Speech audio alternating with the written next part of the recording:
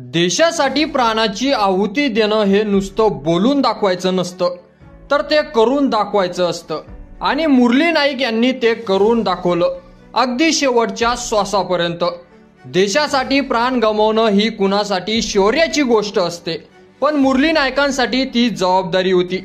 भारत पाकिस्तान संघर्षाच्या पार्श्वभूमीवर एक वीर जवान शहीद झाला आणि इतिहासात एक नवीन पान लिहिलं गेलं. सध्या भारत आणि पाकिस्तान यांच्यातील संबंध अत्यंत तणावपूर्ण बनलेले आहेत. ऑपरेशन सिंदूर मोहिमेच्या यशस्वी अंमलबजावणीनंतर पाकिस्तानाची झोप उडालेली आहे.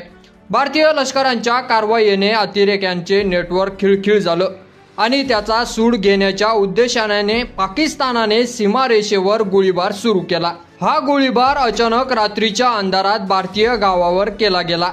त्यात निष्पाप नागरिकांसह आपल्या वीर जवानांनाही जीव गमावा लागला. या संघर्षात मुंबईतील घाटकोपर येथील रहिवासी आणि मूळचे आंध्र प्रदेशातील श्री सत्य साई जिल्ह्यातील गोरांतळा मंडळातील मुरली नाईक हे जवान त्या रात्री कर्तव्यावर होते. पहाटे 3 वाजता सुरू झालेल्या या गोळीबारात त्यांनी आपल्या सहकार्यांसोबत प्राणपणाला लावून 5 अतिरेक्यांना ठार मारले. ही एक अतुलनीय कामगिरी होती, पण त्या श्रेणी एका गोळीने त्यांचा वेध घेतला. एक गोळी त्यांच्या छातीत घुसली आणि भारताचा हा वीर पुत्र शहीद झाला. मुरली लहानपणापासूनच अत्यंत हुशार, शिस्तप्रिय आणि देशभक्त होता. त्याचं स्वप्न होतं भारतीय लष्करात भरती होण्याचं. अनेक अडचणीवर मात करून त्याने हे स्वप्न पूर्ण केलं. 2022 मध्ये तो भारतीय लष्करात भरती झाला आणि 851 लाईट रेजिमेंटमध्ये त्याची नियुक्ती झाली. भारतीय लष्करात भरती झाल्यानंतर मुरली फारसा घरी येत नसे, पण 6 जानेवारी 2025 रोजी त्याला सुट्टी मिळाली होती. तो काही दिवस आई वडिलांसोबत राहून पुन्हा सीमेवर गेला. घरातून निघण्याआधी आईने त्याला विचारलं होतं, मुरली तुला इतकं टेन्शन आहे सीमेवर, तू थांब की अजून काही दिवस. त्यावर मुरली म्हणाला होता, आई देशाला माझी गरज आहे, तू काळजी करू नकोस, मी परत येईल. हल्ल्याच्या काही तास आधी त्याने आईला व्हिडिओ कॉल केला. हसत हसत बोलला, पण तो संवाद अखेरचा ठरला.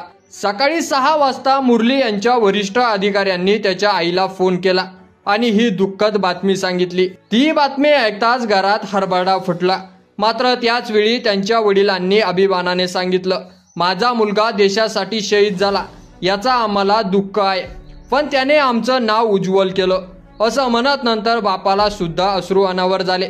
कारण मुरली याची एक लहानशी झोपडी, मजूर करणारे आई वडील आणि त्यात घरातला एकुलता एक मुलगा, हेच मुरली नाईक यांचं बालपण होतं.